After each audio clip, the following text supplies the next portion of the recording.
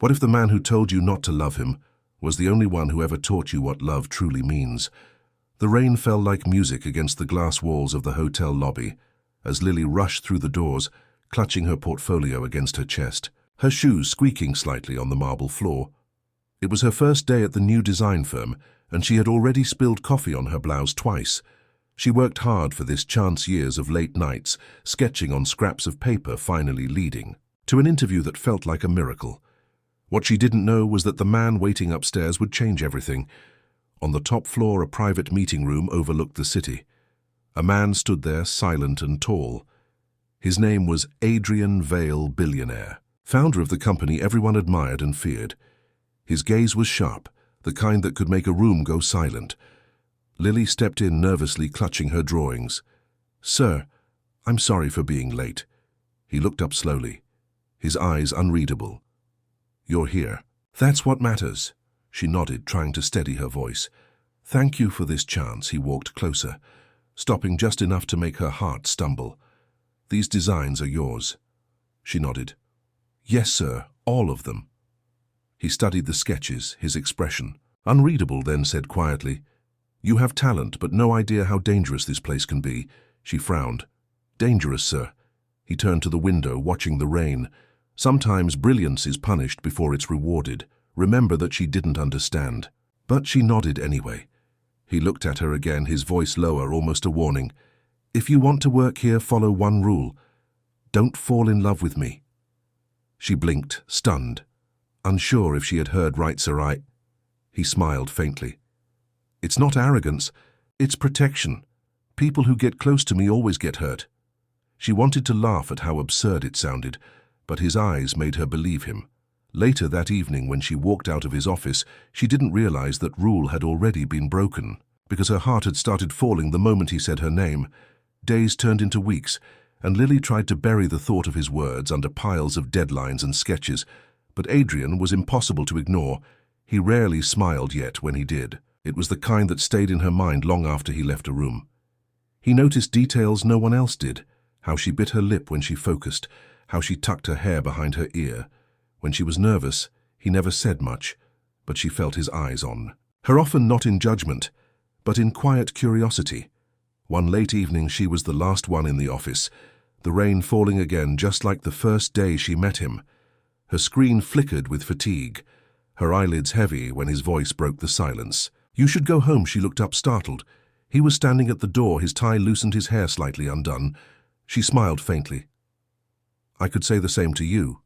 He walked closer, his gaze soft but distant. "I don't rest easily." She tilted her head. "Because of work." He hesitated, then said, "Because of memories." For a long moment neither spoke.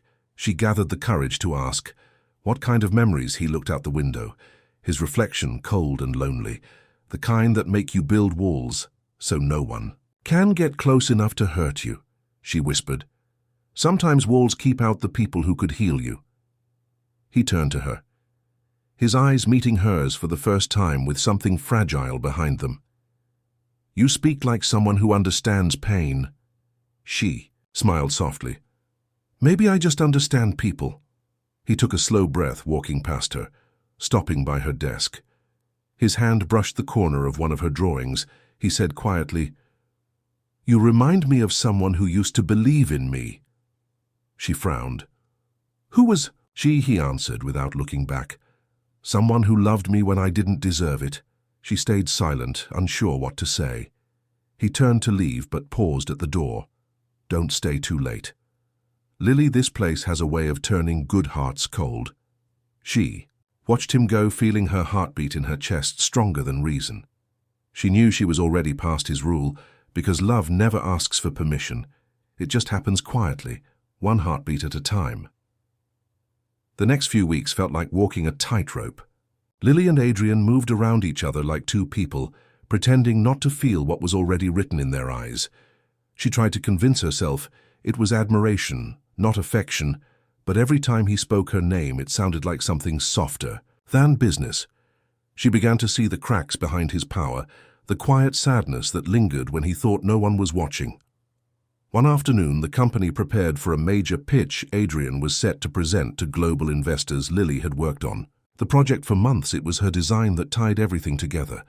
But hours before the meeting, the presentation files vanished. A system failure wiped everything. Panic spread through the office, but Lily refused to give up. She ran from desk to desk, rebuilding slides from memory while everyone else froze. Adrian entered the room, his voice calm but sharp. What happened? The team stayed silent until Lily spoke up. It's my design, sir. I'll rebuild it. Just give me time. He looked at her. A long moment, then said quietly, Everyone else go home, only she stays. They worked side by side for hours. His jacket off his sleeves rolled up as the night deepened. She could see exhaustion on his face, but he never stopped when the presentation finally reappeared on the screen. She sighed in relief. He smiled faintly.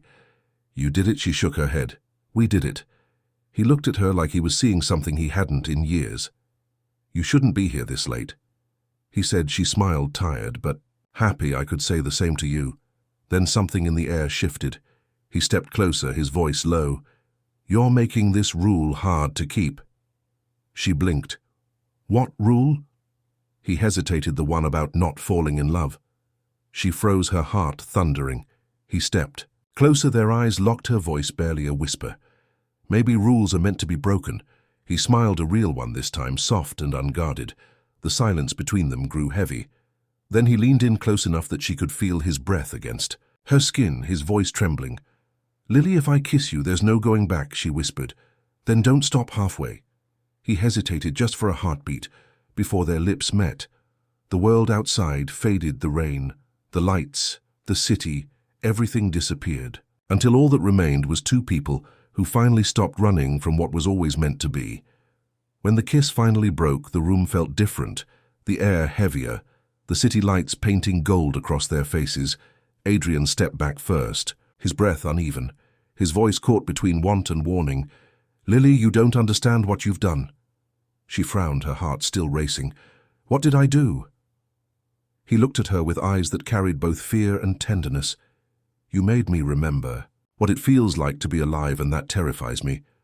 The days that followed were strange. He avoided her at meetings, his voice cold again, but every time their eyes met, she could see the same battle inside him. One night she found him alone in his office. The lights dim, his jacket on the floor, a glass of untouched whiskey beside him. She hesitated, then spoke softly. Why are you running from something that's real? He looked up, his voice tired. Because I destroy everything I care about. She walked closer, her voice trembling. Maybe you just never cared about something that could survive you. He laughed quietly, the kind of laugh that hides pain. You don't know my past. Lily, I built this empire on sacrifices. I can't take back, she said, gently, then start over with me. No past, no rules, just truth.